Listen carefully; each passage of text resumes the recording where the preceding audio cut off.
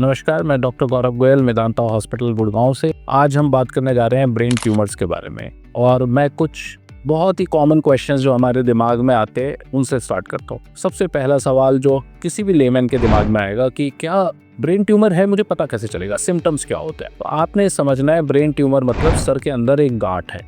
अब वो गांठ दिमाग के एक हिस्से को दबाने लगेगी। जिस हिस्से को दबाएगी वो हिस्सा काम करना कम कर देगा या बंद कर देगा और वो ही हमें दिखेगा। तो मान लीजिए राइट साइड में हमारे यहाँ ट्यूमर है जो हमारे या दबा रहा है, तो लेफ्ट साइड में कमजोरी आनी चालू हो गई या लकवा आना चालू हो गया या सुनपन आना चालू हो गया। ऐसी दिक्कतें हो सकती है। अगर वो हमारी आवाज के सेंटर के पास है तो हमारी आवाज जाने लग जाएगी, सोचने समझने की शक्ति में फर्क हो जाएगा। आंखों की रोशनी के आसपास है तो आंखों में दिखाई देना बंद हो जाएगा या धुंधला पड़ना चालू हो जाएगा, या सर में प्रेशर बढ़ रहा है तो हमें बहुत तेज सर दर्द हो सकता है, उल्टियां आ सकती हैं, बेहोश हो सकते हैं। तो जहाँ जिस जगह पे ट्यूमर है वो जिस ब्रेन के फंक्शन को अफेक्ट करता है वहां से उसके साइन एंड सिम्टम्स निकल के आते हैं। एक जनरलाइज्ड हम उसको नहीं कह सकते, बट कंटिन्यूअस हेडेक होना, वॉमिटिंग होना, पैरालिसिस या सुनपन, दिखाई नहीं देना, सुनाई नहीं देना, बैलेंस नहीं बनना, ये बड़े कॉमन साइंस हैं जो हमें ब्रेन ट्यूमर्स में मिल जाते हैं। दूसरा सवाल, ब्रेन ट्यूमर क्या सभी कैंसरस ही हैं? क्या मैं बचूंगा कि नहीं बचूंगा? सारे ब्रेन ट्यूमर्स कैंसर्स नहीं होते। हम बोलते हैं बिनाइन या मैलिक।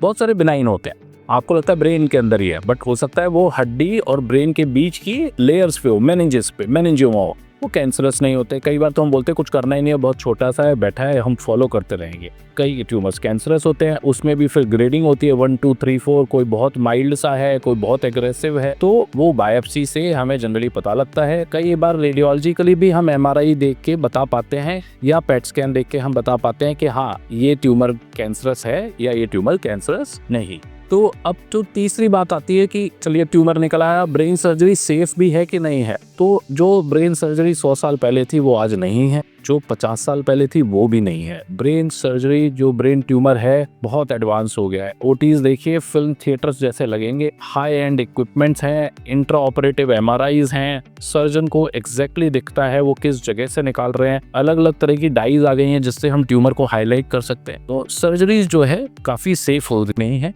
यस, ब्रेन सर्जरी है, ऐसा तो नहीं कह सकते कि अपेंडिक्स काटने जैसी है, बट काफी सेफ है इन कंपैरिजन टू जो हमारा जनरल परसेप्शन है उसको ले। रिकवरी कितने टाइम में होगी सर्जरी के बाद, एक बड़ा कॉमन क्वेश्चन है। तो उसका देखिए हर पेशेंट का ट्रीटमेंट अलग है, हर पेशेंट का जवाब अलग है। सब कुछ अच्छा रहता है तो हफ्ता 10 दिन तो रिकवरी पीरियड में लगते ही लगते हैं, उससे कम में रिकवरी नहीं होती है। तो वो कितना टाइम ICU रहेंगे, रूम रहेंगे, वो पेशेंट टू पेशेंट कंडीशन पे डिपेंड करता है। आखिरी चीज जो हम जानना चाहते हैं कि can brain tumours be treated without surgery? Yes, it is possible. अगर बिनाइन है तो कुछ करना ही नहीं है। कई बार ट्यूमर्स रेडियो सेंसिटिव होते हैं तो हम उनको साइबर नाइफ या गामा नाइफ देके भी पिघला सकते हैं। और कई बार ट्यूमर्स जो होते हैं हार्मोन के लिए सेंसिटिव होते हैं, हार्मोन थेरेपी दे सकते हैं या कीमोथेरेपी की दे सकते हैं। तो सारे ट्यूमर्स की सर्जरी हो ऐसा जरूरी नहीं है। हर ट्यूमर स्पेसिफिक ट्रीटमेंट अलग अलग होता है, वो आप अपने डॉक्टर से, स्पेशलिस्ट से सलाह करेंगे, वो आपके ट्यूमर के हिसाब से आपको राय देंगे। Leg pain, nerve pain, tingling,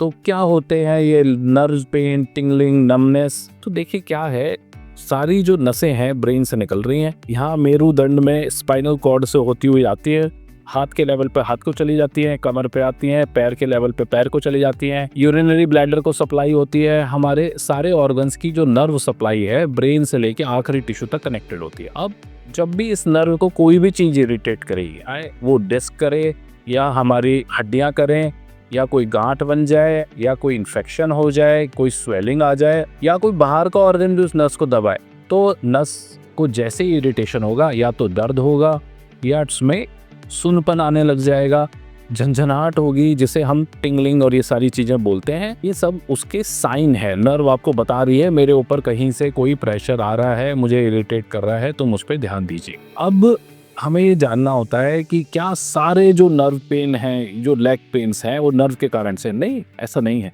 leg में हड्डी भी है, मसल भी है, स्किन भी है, जॉइंट्स भी है, नर्व्स भी है। तो अलग अलग जगह दर्द अलग अलग कारण से हो सकता है। बट जो टिपिकली आपने सियाटिका का नाम सुना होगा कि हाँ जी कमर में से आता है, मेरे पीछे पूरे पैर में होते हुए नीचे जाता है, तो हाँ, वो नर्व की तरह ही जा रहा है तो नर्व में है। जनरली जो हड्डी का या मसल का पेन होता है एक जगह लोकलाइज्ड होता है, कोई एक मूवमेंट पे ज्यादा हो जाता है। नर्व का पेन लेटे में भी हो सकता है, बैठे में भी हो सकता है, चलने में भी हो सकता है। और एक बड़ा क्लासिकल साइन होता है, अगर आप थोड़ी सी दूर चले और दर्द आ गया और बैठे और फिर चला गया तो नर्व पेन होने के चांसेस बहुत ज्यादा बढ़ जाते हैं बजाय दूसरी चीजों। नर्व पेन तो एक अलग बात हो गई, बट ये अगर पूछा जाए कि क्या नर्व डैमेज रिवर्स हो सकता है, आज की तारीख में नहीं। अगर नर्व डैमेज हो गई तो हो गई, उसकी रिकवरी फिर पॉसिबल नहीं होती है। बट अगर अर्ली चेंजेस ही हैं, नर्व अभी डैमेज नहीं हुई है, कंप्रेस्ड ही है, तो हाँ, हम उसको दवाइयों से या जो चीज उसे कंप्रेस कर रही है उसको हटा के